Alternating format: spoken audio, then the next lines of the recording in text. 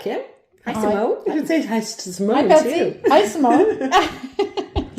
And I'm Kim. Yeah.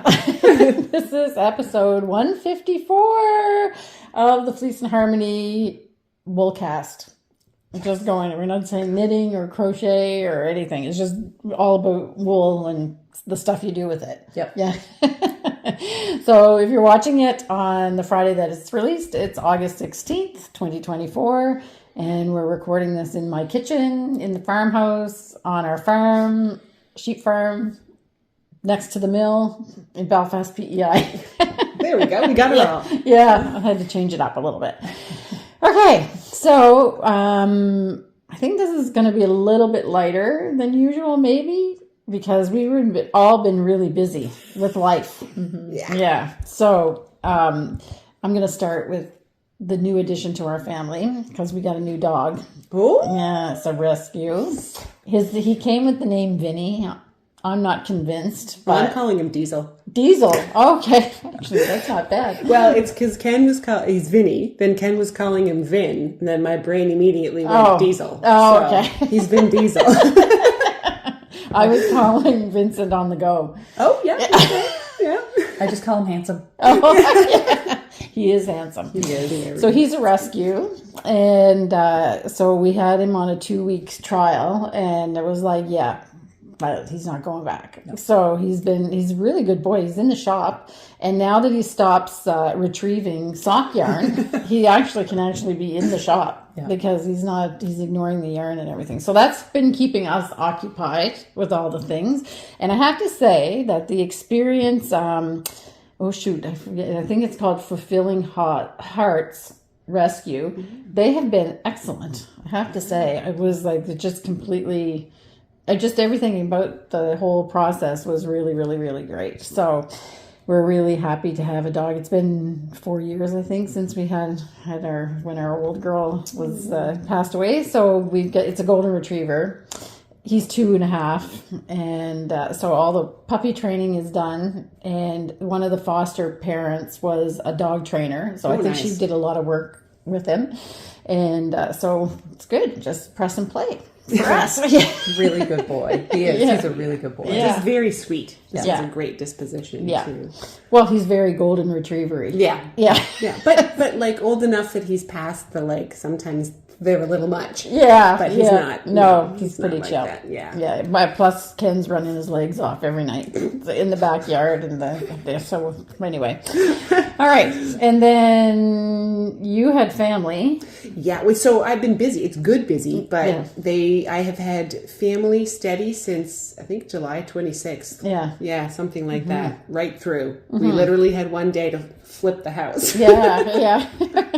So which is great. It's always good but this doesn't apply to you. Oh. But every time we hear about family coming to PEI, I think of a saying that this guy told us, Ed McDonald. So he's like a historian and whatever, and he was talking about tourists. I think I know the saying. Yeah, well, no, not the one you're thinking, because that's kind of...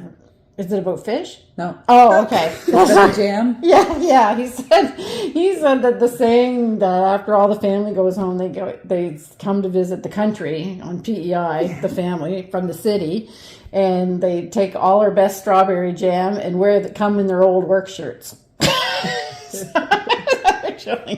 Yeah, definitely not mine. No. No. Mine came from the country to the country. Yeah. Anyway, so everybody likes to come home to PEI. Yeah. Especially for the jam. Yeah, especially because it's right after jam strawberry season when they come. Jam. Yeah, strawberry jam. Yeah. There's another one that's not quite so friendly. Oh, no. Yeah. No, well, now you have to share it. No? Well, okay. It doesn't apply. Oh, no. All right, it doesn't apply. I'll tell you later. Okay. Do you know that one too? Yeah. Oh, all secrets. Right. Yeah. We'll tell you later. We'll let you in on it. Okay. So it's great to have family. Yes. So I actually had visitors as well. Mm-hmm. And honestly, I have no problem making visitors the priority. Yeah. Like over the other stuff, because especially if your family lives away, then it's you want to have the time with it. So this is all ramping up to the excuse of why I hardly got anything done. And then Simone Yeah. had a wedding in the family. Yes. Yes. Yeah. Not hers. She's No. already.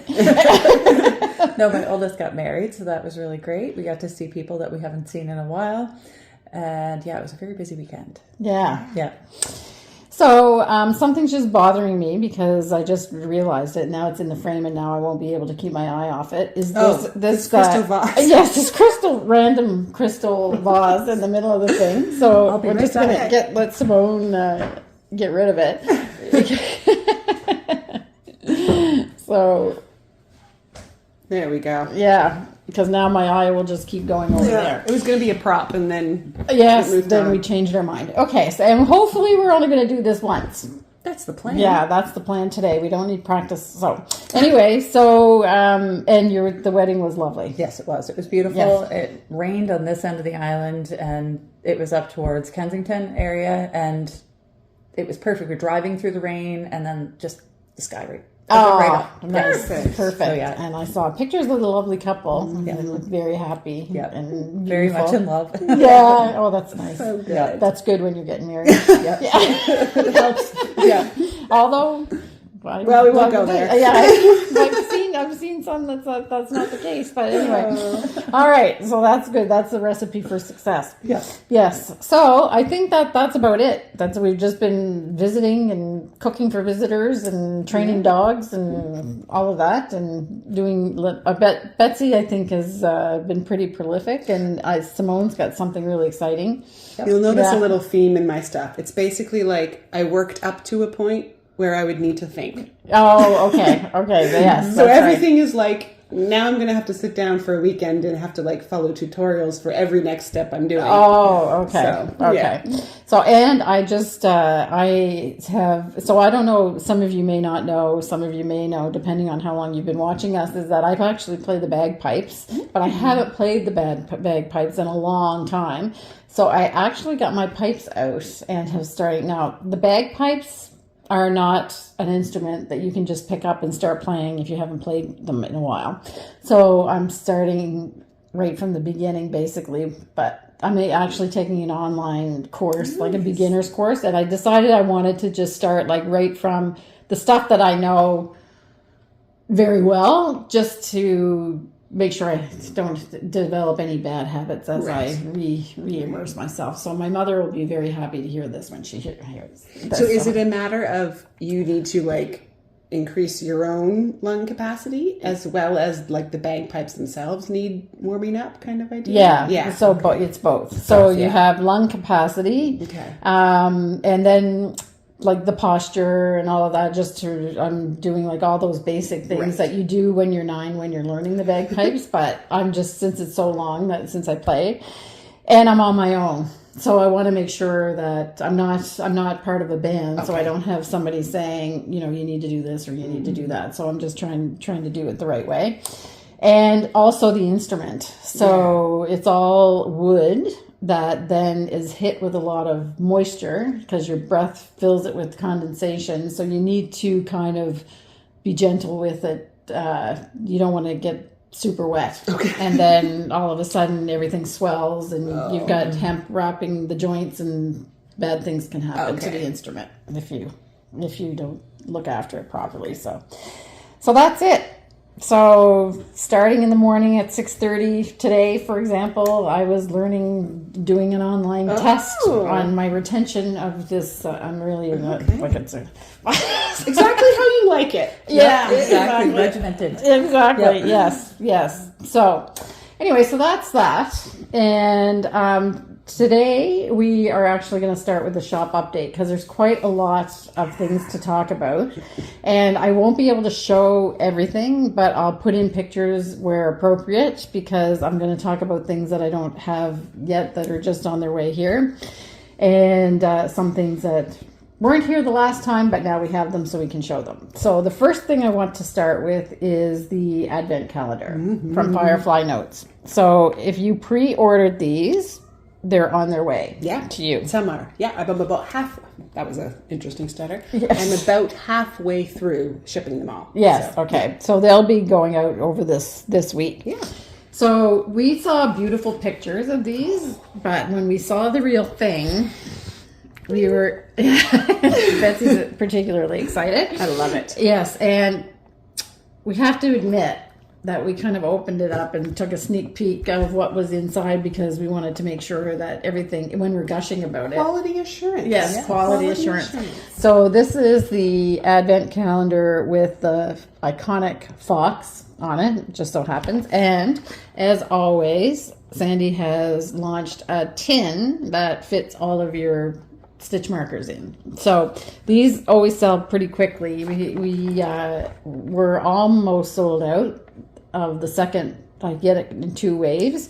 So but we do have some left. So if you want to order them, you can order them. The advent calendar and the tin is ordered separately.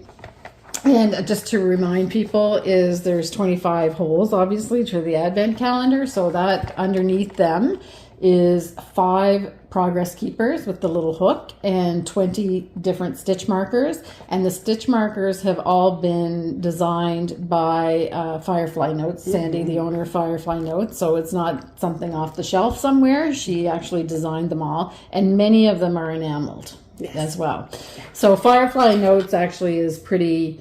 what I would say the main thing that they're known for is their enameled, her enameled tins, where she always kind of has like vintagey looking things. So I did order some more little stitch marker, which are half the size of this tin for the store, but they're just not up online yet. So I'm going to try to get those up. I have to take pictures of all of them and everything. So can I share like my outrageously ridiculous inspiration idea I had with this? Yes, absolutely. I will probably never get around to this, but if there's someone out there with a whole pile of time, I thought, how amazing would it be if every day you open it up and then you design a project based on what you find inside. So like, I don't know, socks or a cowl or something to go with each piece. So you could make this advent calendar last like if you can so knit long. in 2 weeks. Yeah. Whatever, like little projects. You could do it over the whole, or you could do projects. amigurumi. Yeah. Anyway, I was like, that You're would be ambitious. fun. I know. It'll never happen. But anyway, it's fun. Yeah. And they're all beautiful. Yes. We looked at them, we oohed and awed, and which is why I was whatever. feeling inspired to create with And each one. the attention, I'm not going to tell you why I'm saying this, but the attention to detail on every aspect of this to make sure you have an ooh-ah moment is thought of in this calendar. I should say, if you've bought these little tins before, they have like they slide up open like this, and they have like a nice snap to them. They're nice and tight. If you have a tin and you say, oh, well, mine's gotten loose, you can actually easily fix it. So if your tin is a little bit loose, all you do is you put the tin this way on a table and just very slightly bend it towards the inside, and that just tightens it up.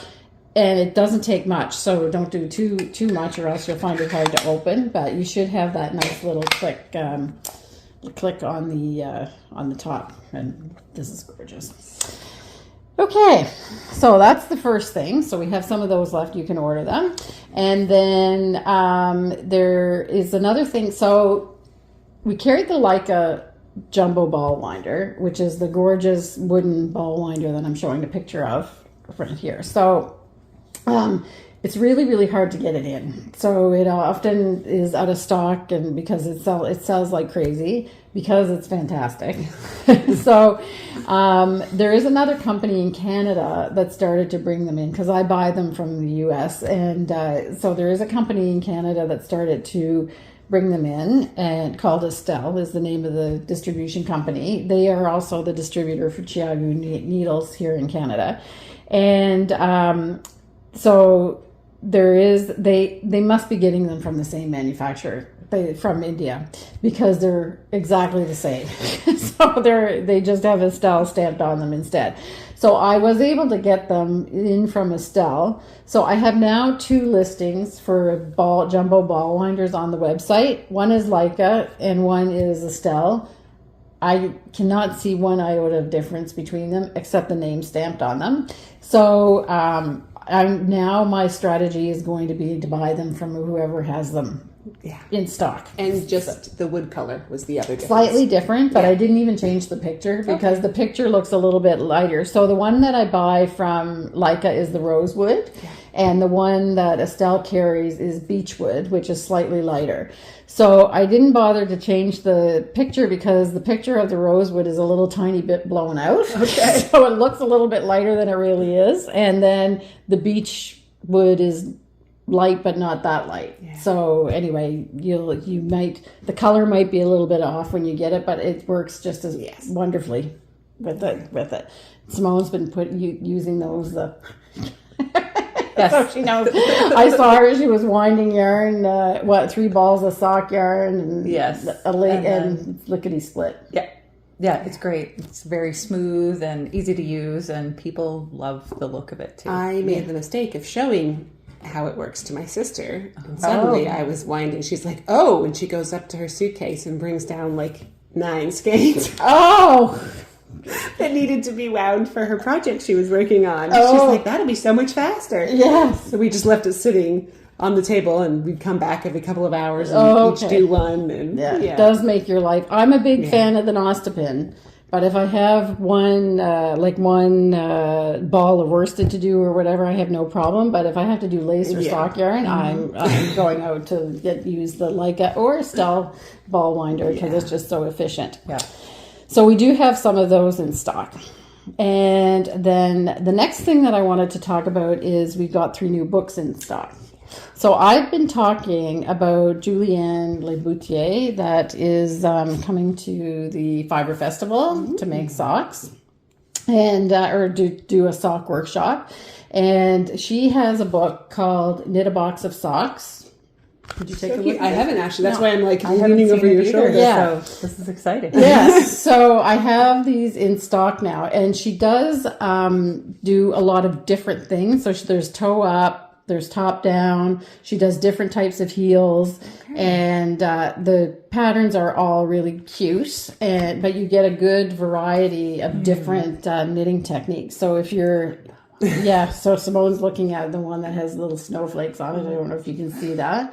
But so if you're interested in a book that has a lot of different techniques for making socks, then you might want to check this out. And if you want to see her in person, she's at the PEI Fiber Festival on October 3rd to the 5th as well. So we have that. I love the fact that it has different constructions. There are some gorgeous sock books out there, but in terms of the variety of the pattern itself can be limited, but that's really neat that she actually uses different techniques for the different patterns. Yeah, it's a nice book. It seems to be well done and nice and clear. So that's Knit a Box of Socks.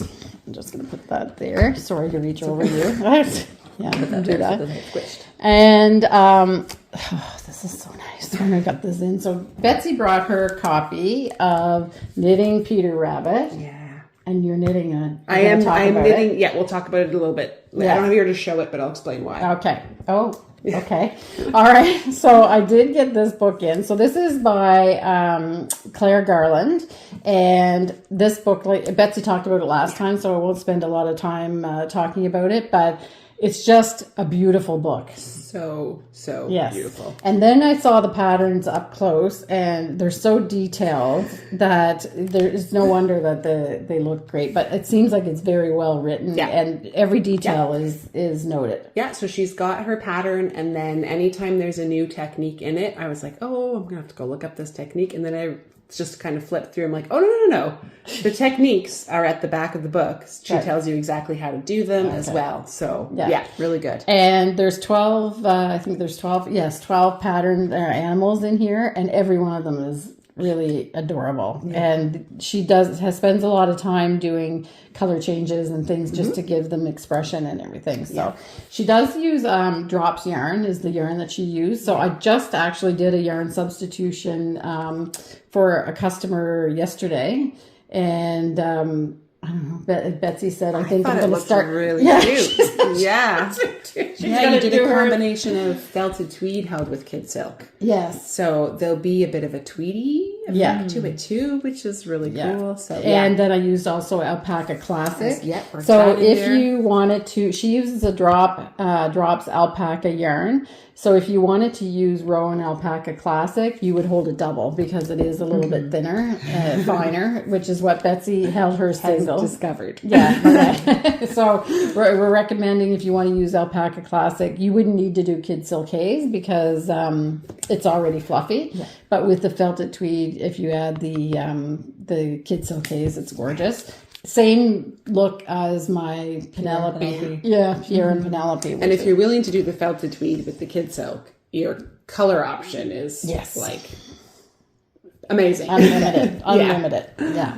So then we talked about this in the last episode. So you're absolutely right, Simone. It's Magical Woodland Knits, also by Claire Garland. And this has That's one that I have at home. 12 animals. Yeah. So have you knit anything from it? Not yet. Okay. It's going to do happen. one. Oh, look at that wolf. Oh! Oh my goodness. That's why I bought the book. For the wolf? So cute. Yeah. Oh my goodness. Yeah. Yeah.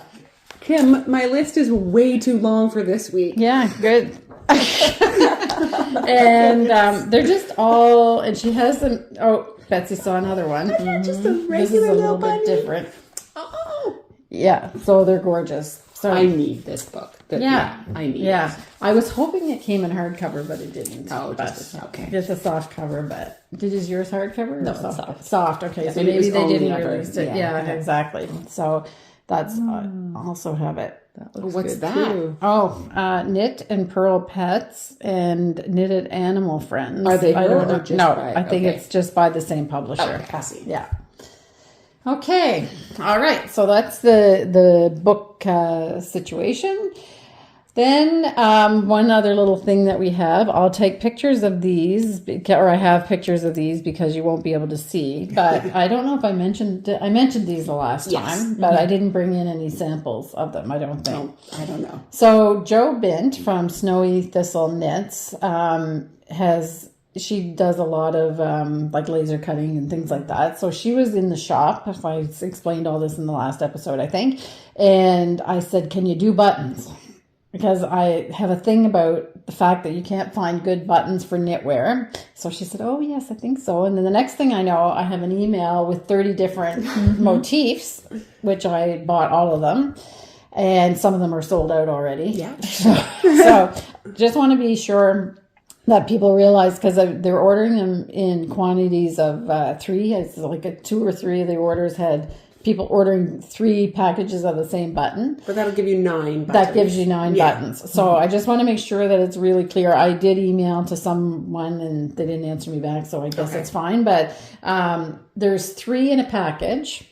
And they have like Celtic, and you'll never be able to see this. I'll show you some pictures, but they have there's 7 Celtic designs. There's 13 designs that have like a floral motif, and then there's some graphic. I was pulling some today that were a sun. Yeah, and, exactly. A heart and butterflies and flowers. yes, and, exactly. Really cute. And then she's done a few that are just like little flourishes on this.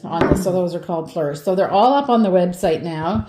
And I have to order more because some of them are, I think there's 1 package left of 2 or 3 different motifs.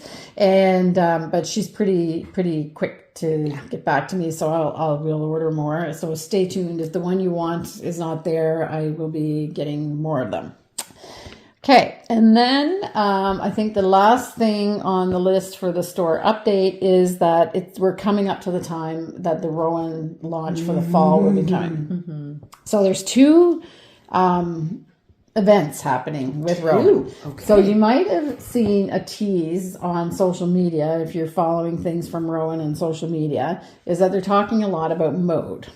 So Mode at Rowan is a segment of the Rowan brand, and they do, most of the designs are by Quail Studios. You're a fan of Mode, I think. They're all kind of, what would you say the aesthetic? It's like, They're comfortable but classic for the most part. Yes. Yeah. Classically done in muted tones usually, and something you would just like cornerstone pieces of your wardrobe. So that's kind of their aesthetic. So I'm not allowed to say anything more about it because they just started teasing it about on it. But stay tuned for that because there's a whole big thing going to happen with Mode at Rowan. Then there's the fall magazine. And when they launched this magazine to the flagship stores, they were telling us that they wanted to kind of go back to their heritage. And they did that in a successful way, I think, because the magazine, I'll show some pictures from the magazine as we're talking, but they did go back to, if you go back to issues of the Rowan magazine, like around issue 50 or 54, there's just those classic Fair Isle motifs and classic shapes and things like that. And they've done it in this season again with a twist. So it's modern, but again, it's just pieces that you'll have and you can wear for forever. They also have a new line coming out called Pure Alpaca. So I am ordering all the colors. They make 20 colors, and there is a book that comes with that called Softly Tailored. So it's 100% alpaca yarn, and we actually even talked about it in the meeting that we had. It's about alpaca yarn if it's 100% alpaca, can get a little drapey, let's say. So this is why they're calling it Softly Tailored, because they're, as with most Rowan patterns, and you've heard me talking about this a lot, the pattern itself offers structure to the garment, so you don't have to worry about it getting a little too drapey, like sweaters down to your knees. Like that. So anyway, they have a great range of colors in this yarn, and it's very soft. So for people that really want alpaca and they want a nice soft yarn, this is really gorgeous. And as always, I will carry all the colors in sweater quantities, so that's coming in as well.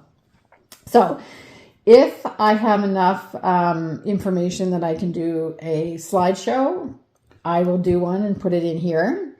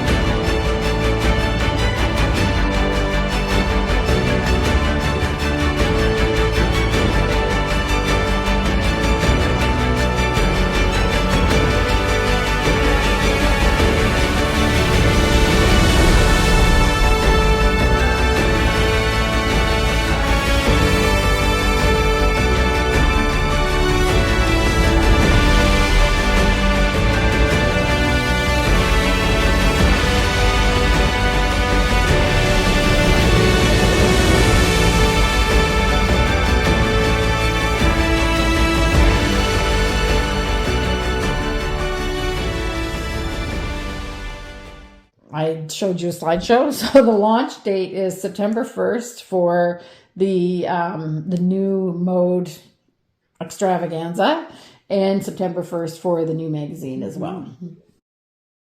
Okay, so we did a little camera check, so we're back. So the next thing we're going to talk about is the Martin Story Make Along, and I have to start with an apology. Yes, so in the last episode, we said that we would do 3 colorways. So we didn't get around to doing the 3 colorways. So we did get around to doing the 3 colorways actually, but I didn't have time to list it. You might have noticed that the last podcast was up late and the newsletter was late and just was like a crazy week. So when I had the time then to go back and do all the photographs of the 3 colorways, so the original one and then the 2 other ones that we worked on, we didn't have all the yarns. Some of the yarns had already sold out. So I couldn't even take a picture of them. So I was just like, okay, I can't deal with this right now. However, I have my order on its way. Hopefully it's going to be here before I have to take the pictures for this. And we will put up the colorways. But Betsy, you're on the spot for a comment on the last podcast, because somebody is very disappointed that you didn't have their back because there's no pink colorway. Well, I thought the original one encompassed like Frozen's in there. Yeah. So my apologies.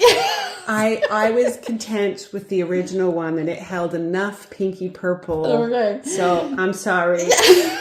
I didn't push for more pink. Yeah, so we might have to do a pink one too. More It pink. is pretty pinky, but I guess the browns and stuff. But I guess it's more purple than pink, really. Yeah, I guess. Yeah. But I can also be pretty satisfied with purples. Yes. So there was just enough pink. But I'll have a look, because I haven't actually purchased mine yet. Yes. So I will have a look and see what I need to come up with. Yeah. But I gotta wait till the order gets here too. Yes, exactly. Yes. So I thought that was funny, because obviously the pink people are always waiting to see what colors that you. We'll have a little pink coming. Yeah, just a little today. So anyway, so my apologies for that, but I just ran out of time, and then I ran out of yarn.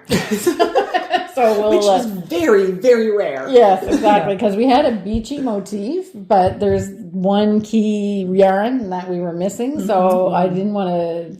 I couldn't fake it. We tried so many other colors, and just nothing else was going to do. Yeah. So anyway, we'll get that. Hopefully, we'll get that up before the podcast it launches. And so just again, the make along is the sunflower scarf. So it's knit in the round. Snowflower. Right. It's winter. Snow. Thanks, Betsy. It's knit in the round. So it's Fair Isle in the round. There's 10 different motifs, and then you repeat the 10 different. So it's a big scarf. And, but great that it's in the round. So it's I'm so excited to just do knit. this color work. Yeah. Just knit.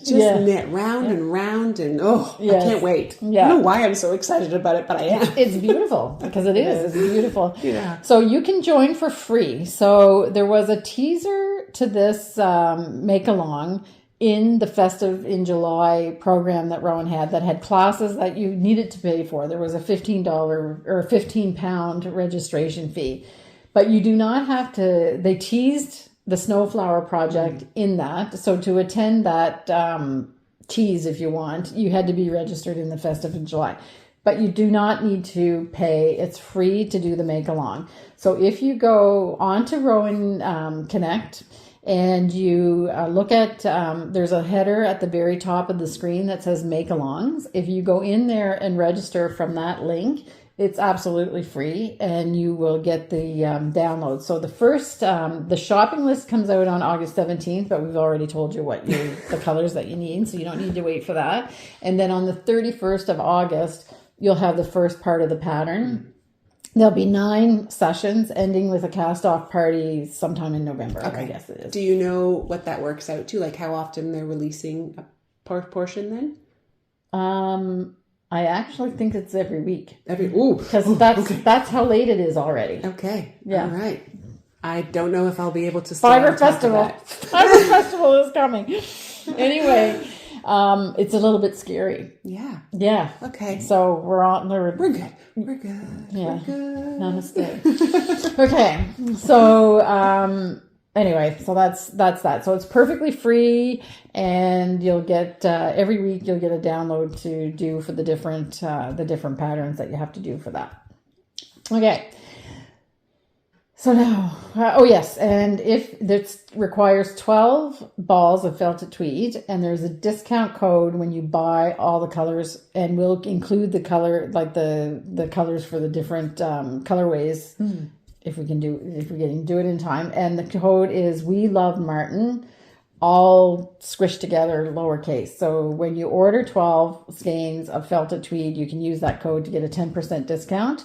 If you order 11, it won't work. Or if you order 10, it won't work. So you get an error message, but it's not an error. It's just because it requires that you've ordered 12 skeins. So we had a couple customers that were wondering why, and they actually just misordered the right quantity, so they wanted to do the whole thing. They just missed one. I didn't. Yeah, they just missed one. So then the code wouldn't work. So of course I panicked because oh my gosh, why didn't the code work? But it was just because there was 11 instead of 12.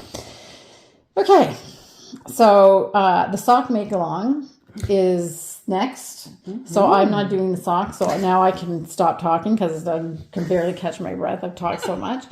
So do you want to explain about this, the sock make along? Sure. Simone? So the sock make along is happening on our Ravelry group, and it runs from now, actually it was a couple of weeks ago that we started, until December 1st. And we have a thread for chat and discussion, and we have a thread for finished projects.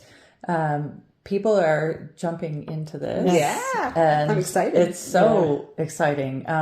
Lynn has at least 3 pairs knit already. Okay. Yeah, like people are fast. Yeah. I'm amazed because I'm still working on my first pair. Yeah. Me too. And we're seeing lots of different like techniques and things that people really enjoy, and they're sharing their tips and their tricks, and There's a ton of posts already. Yeah. It's really people are very active. excited. Yes. And it's got us excited too. Yes.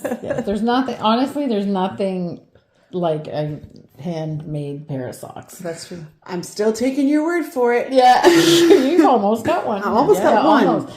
I just wanted to make a note about our sock yarn because we got an email about our sock yarn that she was concerned because there was a little bit of thick and thin in the yarn. And yes, that is how our yarn looks. Like, to be honest, like you have to understand we're creating these yarns on small equipment. So I'm not saying it's by hand because that would be hand spinning, but it's very small production and there are little inconsistencies. And I've only knit sweaters with our sock yarn. I haven't actually knit a pair of socks, but you have knit a lot of socks. So the question was, is it really durable then? Because I have been talking about how durable, because I've worn a pair of socks that was knit from our sock yarn that I didn't knit. And I find I was a year that I was able to wear them. And you have a lot of pairs though. I do. Yeah. And I wear them all the time. The only time I run into any trouble is meat issues. So if I catch the bottom of my sock on, a little nail that's sticking up on the floor or something like that, that has happened. Yeah. Or sometimes I wear out the backs of my shoes on the inside so they get rough, and I've gotten smart to that. I actually put a little bit of duct tape over the back of it that it doesn't rough up my socks. Yeah. But aside from that, I've been doing great. Yeah. They hold up really well, and I wear them all winter long. Right. So the thing about that one, and you get asked we do get asked that question because they don't have nylon. There's no nylon in the spinning. So people want to know, is it as durable? And, so I don't know if maybe I'm not a good example because I did do the test, and it just started to get, it was worn, pair of socks that I wore literally for a year, they started to get down to the point where I would darn them. So I darn my socks, but I don't let them get a hole in it. I wait until there's just like the littlest bit of yarn still left, and then I darn them because that gives you kind of like a scaffold to darn on. It makes it easier. And then trying to recover after something's worn all the way through. So that took a year of me wearing them every day except for the days that I washed them, like I say, which wasn't that many as you might think. So, and I think your experience is don't wear them continuously because you're not doing an experiment, but I do wear them on long hikes and running in the winter. So they do put up with some abuse, and they hold up very well for me. Yeah. And then having said that though, sometimes people wear out their socks because of if your shoes do not fit I was properly. waiting for the pause to say that if your shoes don't fit right. Yeah. So if your shoes are rubbing on your feet, then you're probably wearing out all of your socks anyway. So if your expectations can't be more for our yarn than it is for when you're wearing them out. Or some people, their gait is like there was for example, that worked here. I think she wore her socks out in a weird spot, not where her shoe rubs, but I think it was unconventional spot. Yeah, I think it was like on the ball of her foot. So it's obviously something with the way that Well, that if you have a little twist at all Yeah. to your step, you would be twisting the ball of your foot all Yeah, the time. yeah. And just, Or just the rubbing pressure, on like my running socks, I'll get thin right there. And I because think it's you're- just the constant motion. Yeah. Yeah, and you're going like this. So anyway, you have to, they're not made of iron, but, and we don't recommend a needle size any bigger than a 2.5 millimeter, and 2.75 is probably the best. Depending on how nut tight you knit. What are you? 2.25 and I'm a tight knitter, but I wanted it like fabric. Yeah. That's usually what I knit mine on as well, as 2.25. Yeah. And it works well for me. Yes. Yeah. Okay, so I just wanted to talk about that. And our sock yarn, actually, Betsy came in after the days off and there was no sock yarn left. Yeah. We're working on it. Yeah, we're working on spinning it as fast as we can. Yeah. Yes. So, and customers come in and say, "Oh, is this all the sock yarn?" I said, "Well, we started it along, and people are Enjoying it. participating." Yeah. So, Yeah. yay. Yeah. Okay. So, let's see your socks. Yeah. Girls. All right. So, I don't have a ton of progress. Did you have one? I have a done? full one done. Yes. okay. And it's not on its blocker right now. So yeah, it doesn't okay. look Right. as pretty. No worries. And I got this much done. That one. Yeah. Nice. So not a huge amount. I think I had maybe this much. Cherry Yes. slush is having its day. Yeah, But we what? never said what we were wearing. Oh, right. Well, not the, but Yes. yeah. Just seeing all the cherry So slush. you might see this. This is the ball that was left over. Yeah, exactly. So I'm wearing the Seashore Stroll tee in our point prim sock and cherry slush colorway. And I picked up 3 balls because I wasn't sure if I'd need all 3. And it's better to be safe than sorry. Yeah. So I ended up having a whole ball that I didn't even have to touch. So yay socks. Yeah. Yeah. And I'm wearing Cornwallis in Rowan Summerlight DK. So, but you've seen 100 times if you've been watching. So this is the Blooming Lovely sock. Oh yes, Yeah. by By Nancy Wheeler. Nancy Wheeler. Yeah. And there's Lovely. a cute little detail in the back too. Oh. Yeah. Yeah, look at that. Oh, So look at just that. down the back. Okay. Yes. Little.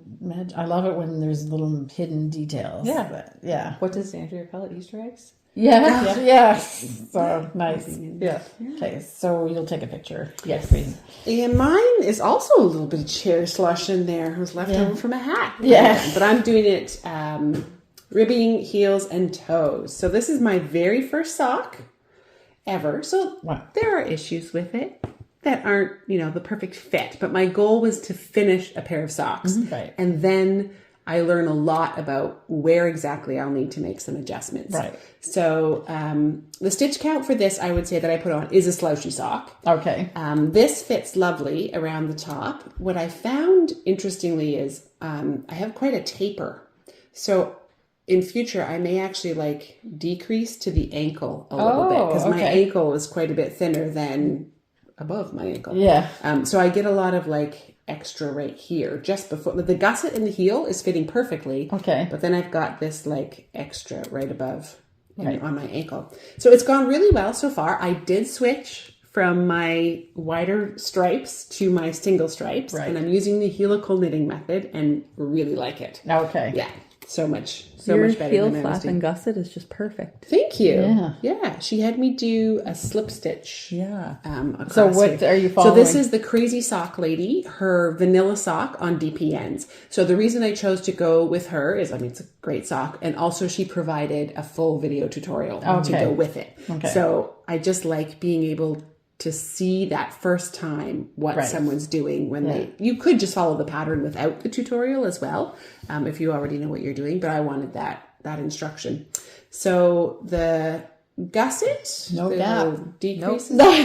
Where would you find the gap if there was one? Where would you, if you had one? So whenever I do the gussets this way, like the heel flap and gusset, I always seem to get a gap on one side, Oh, but right not the along other. here. Okay. So I think it was unclear whenever I mentioned it last time. Somebody thought it was in this little crux Oh, that's here. what I thought. Yeah. And I always pick up an extra stitch anyway Okay. because you just fix the whole issue that way. But here, sometimes I find that the stitches can be just a little loose, and it's only on one side. Right on the transition. I'm thinking that is just accredited to my super tense knitting, because I would even say like these first few rows are tighter and then I relax as I get going. So maybe that plays in my favor for socks. Right. Yeah. I am getting a little bit of laddering with my DPNs. I'm wondering if it might block out a bit, but like down here I can just...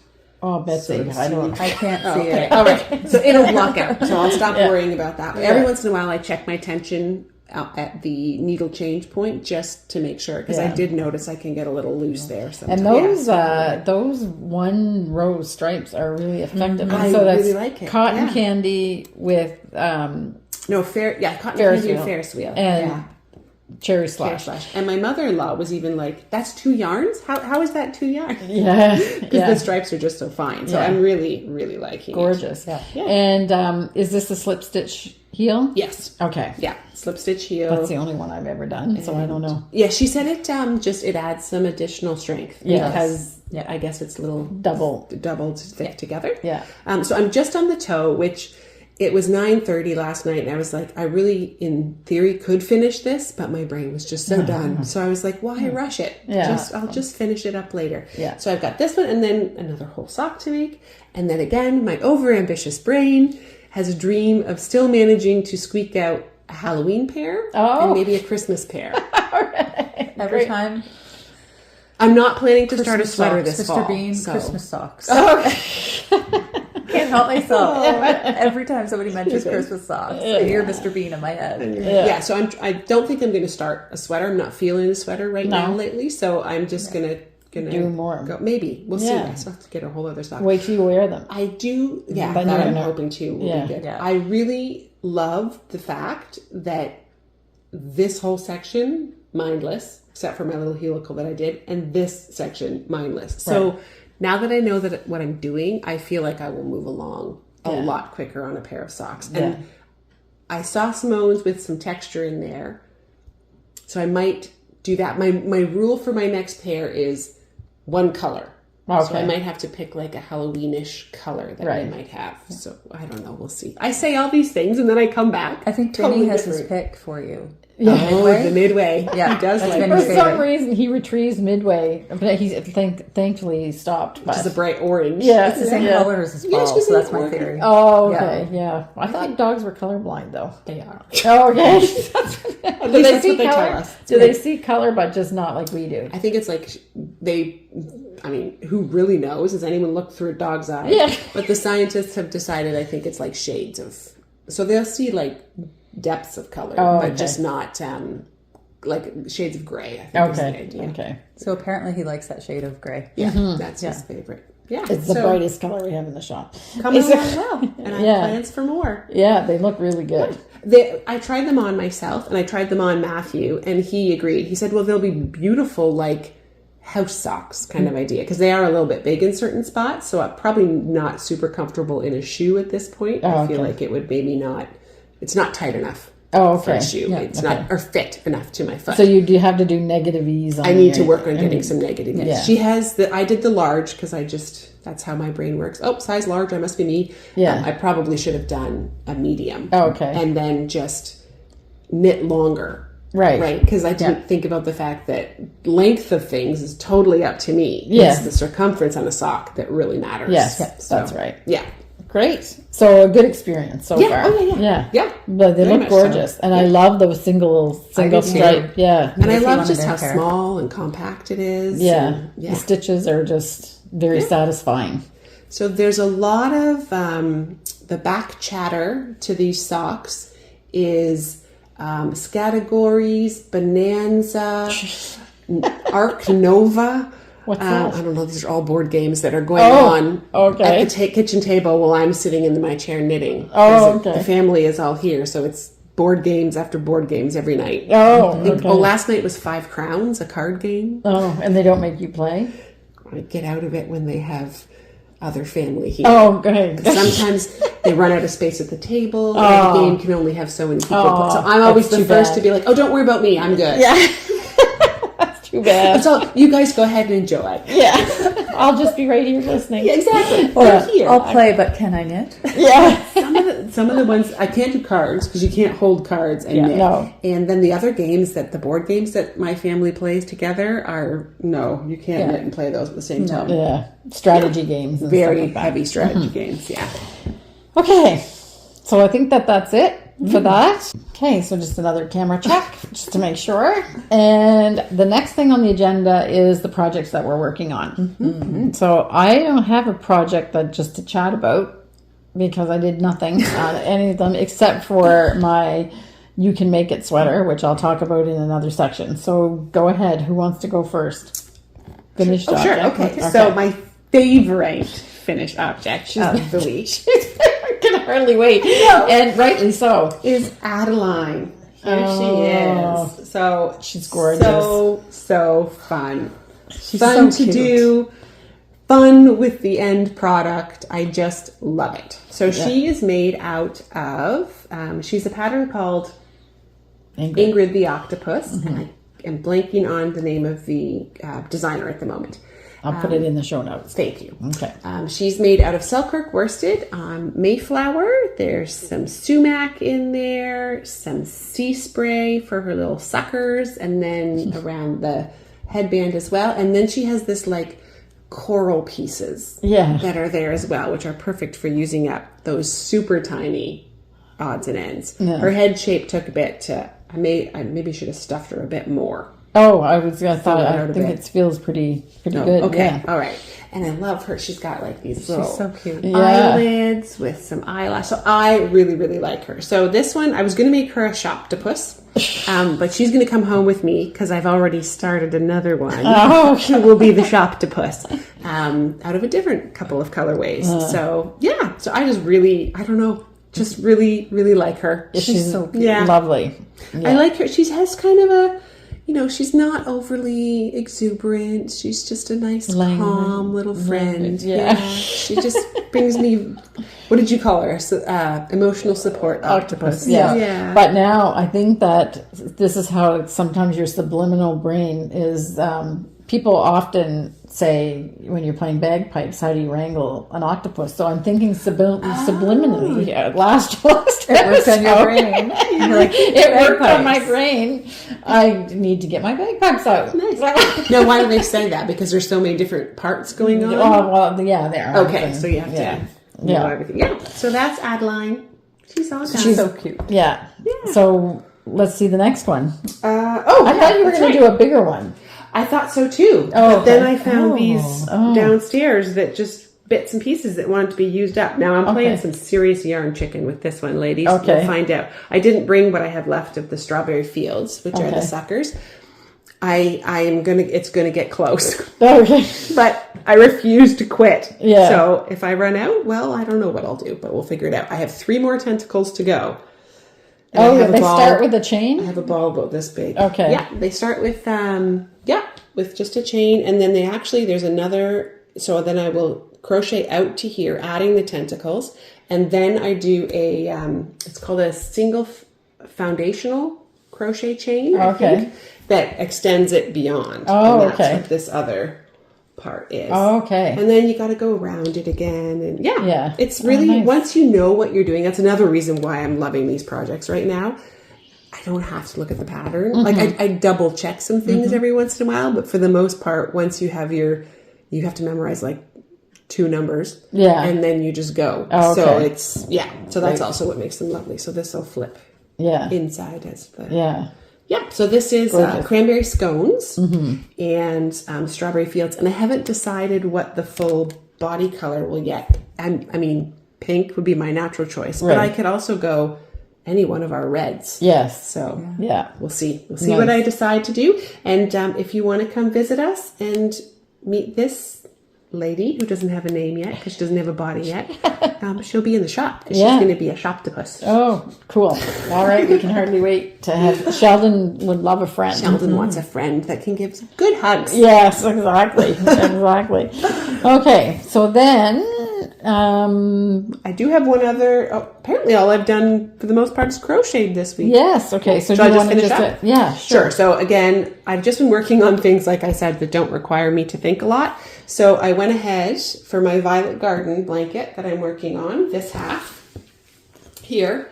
I went ahead and just made all of the rest of the pieces that I've needed. So there's a whole pile of them here. Right. Okay. So I think I needed 35. So I just did 35, which are really, again, easy to do once you have the pattern memorized. Just go ahead and I can sit and talk and do that at the same time. So we're still waiting to see what's going to go in the middle. Exactly, because that, again, is going to require some brain thought. Yeah. I did think, because there's lots of neat knitted leaf motifs out there. Right. And I was like, wait a second. Who made a rule that I can't combine the two? I know how. And Marie Wallen allows you to. Yeah. So I think what I need to switch to now, my brain has said so, but I haven't sat down with it, is a knitted leaf motif and then combine knitting and crochet. So So I have ideas, but just haven't. I love the weight of this. It's really nice, isn't it? Yeah. This is out of that we did the raspberry rambouillet. Yeah. That was a limited run. Yeah. And it just has some good drape, but also I've kept it pretty tight. So for a blanket, it should be. It looks velvety. Yeah. Yes. Yeah. That yarn does look velvety. Yeah. Lovely. Okay. Thank you. Great. That is all I have. Okay. End of my line. All right. So I'm going to take this one out first. Yay. I finished all the color work on the wings. This is the Rioux by Jennifer Beal. So it still looks a little messy because I haven't sewn in all the ends yet, but the big portion of the shawl is knit, and now I've got to pick up for the edging. And what is the edging? Is it a little bit of lace? Okay. Yeah. I love how you say the big portion is done. Yes. The lace edging will take a while, but it's the same motif over and over and over again. Okay. So it's easy to memorize. No chart checking. Yeah, exactly. Once you got the chart memorized, it's straightforward. I feel this is like when I was saying I was finished the knitting of my paisley sweater. And then you had all of the crochet embellishment and all that. So basically now I say that when you've got the knitting finished, you're halfway done. Yeah. Well, I mean, it did take me a year and a half to get this far. Oh, that's amazing. Yeah, it is gorgeous. Yeah. I'm just trying not to bump the microphone. That's right. Yeah. It's gorgeous. And I have to show you how much yarn I have left. Okay. Oh, okay. Which is pretty nice too. Oh, for someone that loves to... Oh, okay. Yeah. So there's still a fair bit of bits and pieces. Even though I made a mistake in a couple places and used the wrong color. Okay, good. There's still lots and lots of yarn left over. Well, really, the only thing that would be more horrifying than I don't know what is if we made the kits and there wasn't enough yarn. Short. Yeah. No, but I mean, like, not even close. So that's on any good. of them. So that's awesome. Yeah, that's good. Okay, and now I can just imagine what we're going to see all kinds of other little pair of socks or something. Yeah, all different projects. Okay, so that's made out of our point prim sock yarn as well. Yes. Okay, so it's the Rioux shawl from Jennifer Beal, made out of point prim sock yarn, and it was dyed. That most of the colors were dyed, especially for the color work. So, And I've gotten a lot of comments about the colors. Yeah, and I keep saying, Betsy. Yeah, Betsy was the one that picked out the colors, and I can't take any credit for that at all. You did a phenomenal job of choosing the colors. Yeah, and every time I hit a section that I enjoy, the next one it's like, I like this even more, and I like it even more. But I think this is probably my favorite. Yes, just because, the dark one. You know, the pops of brights in it. Yeah, it's beautiful. Yeah, it's fun. Yeah. Good. I'm glad you enjoyed it. Yeah. And we do have a few kits. I think we have 4 kits in total at the moment in stock. So you can go ahead and order those. And if you're the 5th person, I'm going to ask that you just have some patience to wait till post-festival before I will dye up another bunch of those. And if you are that person, we'll make sure we send you an email to let you know that you're now kind of on the waiting list till October. Yeah. So, Okay. Fair enough. Because now we have this. We have to really like kind of hunker down. We just have to draw a few lines for the next Yes, little while. yeah, exactly. Okay. So, and then you have framed. Yes. Yeah. And I actually got a little bit of this done too. Okay. This is your wrestling knitting. Yes. Not because she's wrestling with the knitting.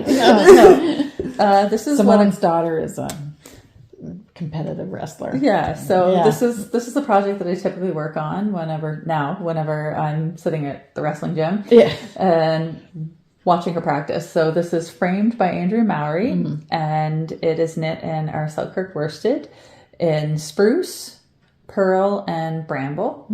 And it's another really fun pattern so far. The motif is very easy to memorize. So once you get that in your brain, you don't even have to look at the pattern for a while. You just knit. Right. So it makes it perfect, you know. Right. I know you and I talked personally. I don't remember if we addressed it on here. A lot of chatter that I'm seeing with the make along with this particular sweater is people are concerned about dominant and not dominant color. Yeah, color are dominance. you finding that as even nothing to worry I don't about? typically find it's a huge issue for me. Every once in a while I'll be a little stressed or something and my tension is slightly off, and that's when I seem to have a color dominance issue. Okay. But for the most part it's pretty even, and I think it's probably just because I did so much color work over the last while.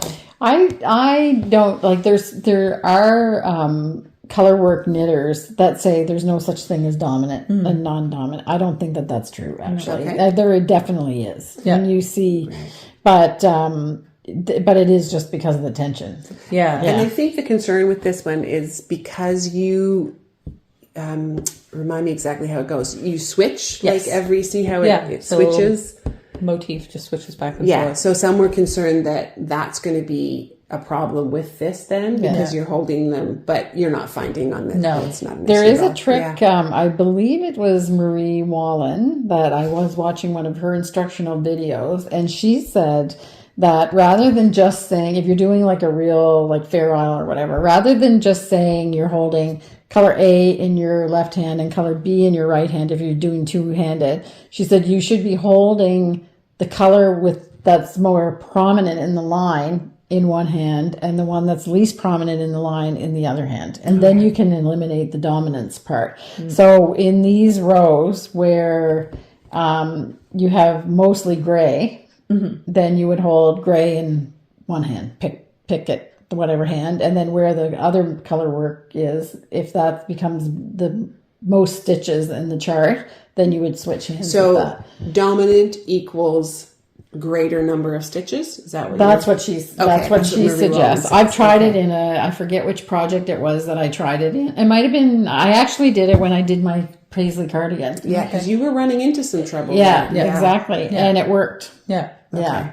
So, I'm just a lazy knitter and I don't bother. I just Well, and if you're not usually keep it finding it's a consistent. problem, Yeah, and you're I'm right. not seeing any No, concern no, or anything. no. Yeah. But I mean, I have run into issues in the past, and like I said, for me anyway, it's usually a tension issue. right. Yeah. Yeah. So either one yarn is slightly thicker and thinner on the other hand, that kind of Right. thing. So I do kind of have to play with that a little bit because I play fast and loose with Yarns, yeah. yarn thicknesses too. Yeah. Yeah. You mix a lot of different things do. together. Yeah. Yeah. So sometimes it works out great and sometimes it totally bites you in the backside. Yeah. Yeah. And I had a customer in the store last week, and she was debating over two different types of colorways, but I think she actually did the opposite. Okay. So instead of the light, she made the light dark, and what was recommended is dark light. So I don't know if that will even I don't think matter it's- much with that pattern. I don't think it's an issue. right, because it's symmetrical, isn't it? Because it flips. Every Yeah. motif flips. Right. Yeah. Yeah. Interesting. Oh, well. Okay. She did what she wanted. Yeah, exactly. Yeah.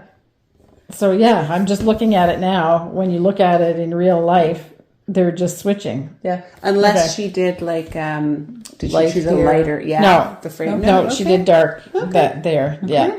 Yeah. To each their own. Yeah. Okay. All right. So, did you have anything else in knitting? No. Nope. I'm really That's enjoying it. the like stained glass theme you've got I going know. on. Yeah. Yeah. Yeah. It's I know. beautiful. It's really nice. All the color work. Yeah, exactly. Okay, so what do you, and you have spinning. I do. Yeah. I didn't bother to bring mine. I literally have this much left of the braid and then I'm done, I'll just jump in with a quick comment about my bunny that I was doing because we had said I'd say something. So what happened is I need to rip it all out and hold my alpaca classic double. So stay posted. Bunny will be back, but so I think we need a little bit more context. More context. So your Peter Rabbit. I'm knitting the Peter Rabbit from Knitting the Peter Rabbit book, which you saw the scary skin last week. Yes. The scary skin will be no more for a while, and I need to hold it double. Okay. Yeah. So then this is what I suggested for the substitution for the customer that wrote, is that the alpaca classic is just a little bit finer than the yarn that Claire Garland is suggesting. It works fine, but your rabbit would have been smaller. And a little bit, like, I don't want the fluff to show through at all. The stuffing to show through. So the absolute solution to that is if you're using the alpaca classic, you hold it double. Yeah. If you're using felted tweed with kid silkies, you're right on with what she recommends. So that was what we suggested for the customer. Sorry, I just wanted to wrap up all the knitting before we good, move into because we were like already going like is it off. So, and if you haven't seen the rabbit skin, you can look at the last episode. I do enjoy the Hannibal Lecter comment. That was wonderful. Yes. Thank you, Nikki. I might have almost spit tea across the room when I read that. Thank you, Nikki. We can always count on Nikki. Yeah. So I'm so sorry, Simone. Go ahead with your. No, that's good. That was good that you did because I was completely forgotten. Yeah. So, lion's mane. Singles are done. Yeah, for the lion's mane. This is England Oak Fibers, and it is Polworth and Tussa Silk.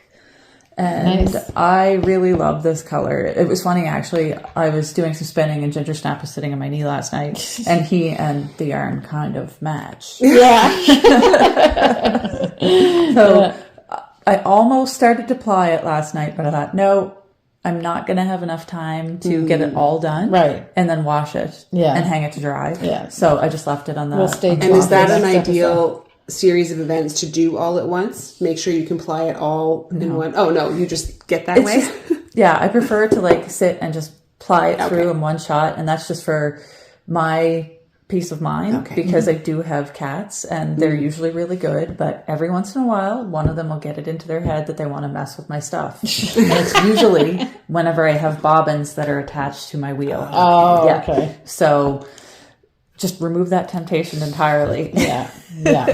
So, and I would just to kind of answer a little bit more in depth of your question or your comment is that once it's sitting on the bobbins like that, they're kind of, I don't know, aging at the same, rate. So that the tension is in the twist is the same. Yeah. So you could stop and start it, except that you would have to get going. You probably spins smoothly anyway, but for me, if I start applying and then knowing myself, I'd ply and then maybe a week later I'd come back, I would probably find it difficult to get the same ply tension.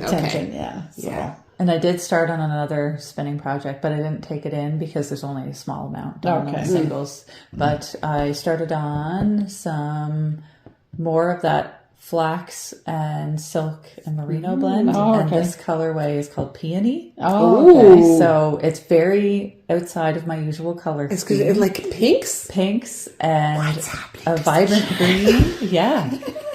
I saw it and I was like, yep, let's do it. Wow. Nice. Okay, yeah. Cool. Just going to experiment with some fun colors. Yeah. Excellent. Why not? Okay, so that's great. Thanks for holding up the fort on the spinning. Yeah. For everything. Okay. All right. So the next thing is the You Can Do It, which is going to be a really short section because I have made progress, but it's not really very exciting. So this is the first, this would be the back that I knit, and now I'm working on the front. And for those that haven't seen this before, this is a project. So this is a sweater that I'm recreating. Costco 20 years ago that I love, but I wanted in another color, and it's got a turtleneck as well. So I'm copying this sweater without a pattern. I'm just using this as a template. And we decided in a couple episodes ago that I will knit all of the pieces up to the point where the color work starts.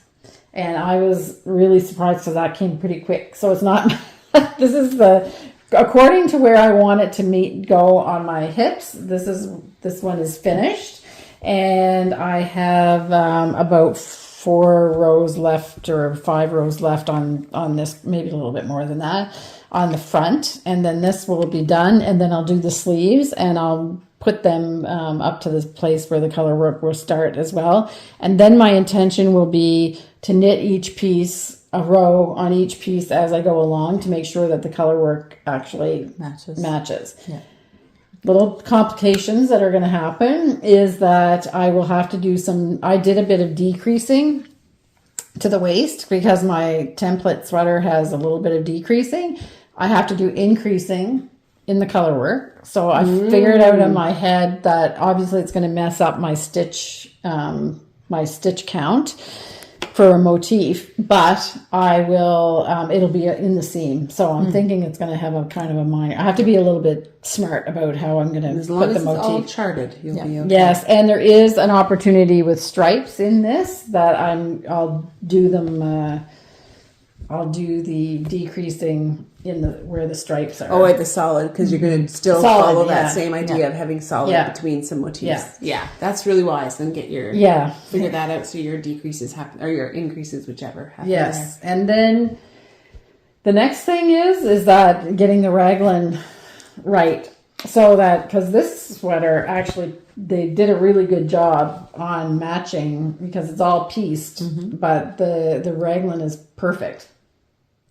Like in pattern. So it's all numbers. Yeah. It is. The same rows, you'll be fine. You just match up those same rows. Yeah, exactly. So we're gonna see how that goes. But anyway, I'm knitting, and this is also the knitting that I do because Simone and I both have when we have to wait on customers. When we wait on customers in the shop, we have knitting out there that is kind of mindless, and honestly it's mindless. Once you figure out what you have to do, then it's just straight stockinette with the few decreases that I'm doing now. So if you come into the shop and you see us knitting, that's because we're letting you browse. Yep. Yeah. Because not everybody wants to talk whenever they're yarn shopping, so we respect that. Yeah, we totally respect that. So I'm that way. Yep. I want to say hi and whatever, and then I just want to look around. Yeah, and it gets kind of uncomfortable when you're just waiting there to answer her questions. So we do knit there, so you can have all the time you want. That's right. Yes, right. Okay, so that's the You Can Do It. So we are going to do a Knitty Gritty section, and it's all about short rows. And Betsy and Simone suggested this topic, so you guys are going to have to talk about it because I've done short rows in exactly 2 projects. Okay. So who wants to start? Well, I'll start what brought it up. So I had reached a point on my bunny where I needed to do a bunch of wrap and turn short rows. And I hadn't really done that style before. I've done German short rows. And so I had paused because I was like, okay, I'm going to have to focus and there's lots of family around. And then I'm going to pull it back anyway. But it got me thinking about short rows, about why we use them, when we use them, like what's their purpose. So Simone and I got chatting a bit about that and what types there are. There's a lot of them. I think different kinds out there, but the 3 main ones I think we decided were German short row, wrap and turn, and there was one other. Sunday short rows. A Sunday short row, which I've never run across. I'm going to butcher the explanation of this because I've only done it a couple of times, but you use a stitch marker to hold where you're going to pick up the loop, and it makes a really invisible short row without any extra bulk, because sometimes with the German short rows or the wrap and turns, it's like having 2 stitches, so you end up with almost like a little bump. Okay. So this eliminates that, and it also closes any gap that might happen. Okay. So let's talk about when you use them.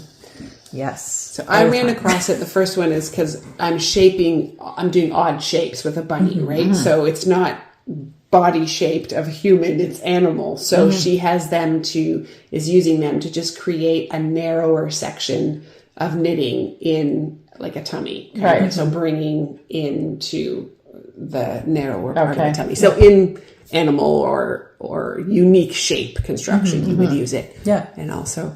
Yeah, you can also use it on the backs of sweaters. That's a really common thing, especially nowadays, because people are really tailoring their fits. And I find it useful, especially with these types of sweaters, the yoke sweaters, because then you can raise up the back of the neck a bit, because, Then that brings the front of the neck down. Yeah. So if you're, like we talked about the last time, if you don't like this, then you just add a couple short rows in the back. Yeah. And it just helps the sweater to shape your body better. Sometimes they'll also put them down underneath here. Below the yoke. Yeah, I've had that a couple of times. And for my body shape, I tend to prefer the higher up as opposed to down below, because it just seems to fit my body shape better. So what's it doing when they're down It's just below? extending the back. Oh, a little bit. still. Would they do that because they're doing like a color work yoke? Yes. Okay. Yeah. Okay. Yeah. So I find, big hummingbird right there. Sorry, distracted.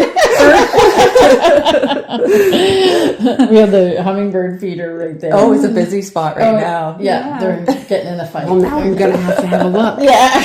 The Nello. Yeah. So back to the short rows. Yeah. Like I tend to like it on the top of the back for my shape, and I tend to put in a few extra too, because I find that I really do need to raise that up a little bit, because I have like trap muscles. Yeah. Yeah. So my shoulders aren't perfectly level. They kind of go like this. And in order for the shape of the sweater to kind of hug my body the way I want it to, that seems to work the best. And those are usually for me, German short rows, because they're pretty easy.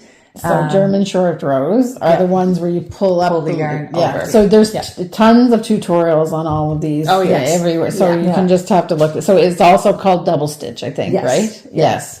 And the Sunday knit short rows, those were neat. But they do require a little extra preparation, just because you have to have a stitch marker to hold the side of every single one of them. Oh, okay. So I it's don't great think I've ever because you run never into- accidentally overshoot. Oh, okay. Because I've done that before, where it's like, there's a gap here, and I know why, because I went past where it should have, So those are really nice, because you have an actual like visible marker showing you where, you need to resolve the stitch. Right. And those also, they make very, very smooth line. I use that in, I'm going to probably say this wrong, Lameline. Oh, yeah. That's It's from sweater by Jennifer Beal. Yeah. So she used those for the shoulder shaping, because it was kind of along the shoulder seams. Yeah. And I really liked those too, because it was smooth and the fabric looked beautiful, but it also allowed me to do the shaping. Okay. Yeah. And I'm the same. I have opted, even when the pattern is written, that it comes below the color work. I like to put it up just below my ribbing is where I'll put it in. I just, the way my spine goes, I have a bit, Kim is informing me, not a dowager's home. But I have a bit of just the way my spine curves in. So I like to have that covered. And then so far, all of the color works that I've been doing will have the ribbing, and then they've had just a few rows of solid color before they start. So I just slip them in there. It also denotes for me which is the back of the sweater. Because I can see quite clearly the front will have like 4 rows of solid, and then the back will have maybe A little bit more. I think my Even Dune or for sure the Hinterland by Jennifer Steingass uses the little tiny gap.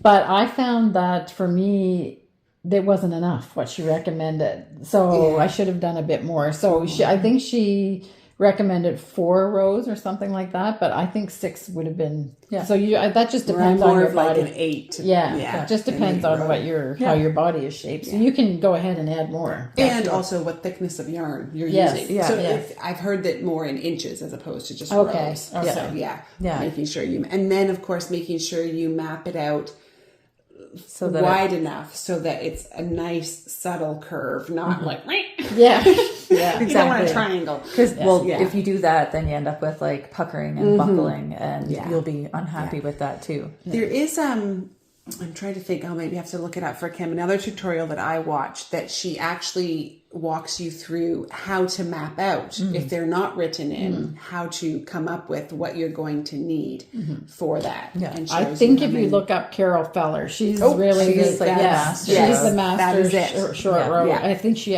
literally wrote a book about it. Okay, well, that Yeah. would make sense because Yeah. she's very detailed in her tutorial. Yes. Yes. Okay. So if you want to know. I think pretty sure that's the name. Yes, and then there is just the decorative Design element. element. So this is the the water shawl by Sylvia McFadden, which is the very first time that I had it in my cedar chest so I can smell it. Yeah, so this was the very first time that I did. Turn around. Yeah, did short rows, and you get the design coming into the short row, so you get these lovely curvy That designs. is really pretty. It's so pretty. Yeah, I like that. yeah, And look at that perfect picot. Right? yes. What is the name of this pattern? This is water. Water, And the okay. designer is Sylvia McFadden. And I use this picot edge all the time. So that pattern is, I've made one shawl, but I've used the picot edge lace. I used it on my birds of a feather. Okay. I put it on my Yeah. birds of a feather because it's a really great And I picot like edge. it's not. I'm thinking for a gift for someone else, it might be the perfect size. It's not an over. Like I love huge shawls. Yeah. But this is just like nice Yeah. and feminine, and Yeah, it's beautiful. yeah, that is. And this is knit in, I think it's sock yarn, but it might be lace. There's I'm no just gonna ends. guess but- lace. Yeah. Yes, it's lace. I think it's like it. It's actually November Sky. Oh, it is November Sky. Okay. Yeah, but it was kind of a gray batch. Okay. So not as blue as what we're making now, but yeah. yeah. It was Yeah. when, this is like we were open 4 days. Oh, okay. This is, well, a little bit longer than that because it took me a while to be able to even spin lace, but.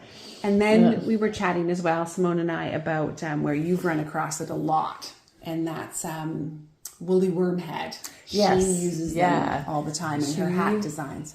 She does a lot of like really fun construction, so sideways knit hats. So you're going to use a ton of short rows in that. And then she also mixes in mosaic color work with it too.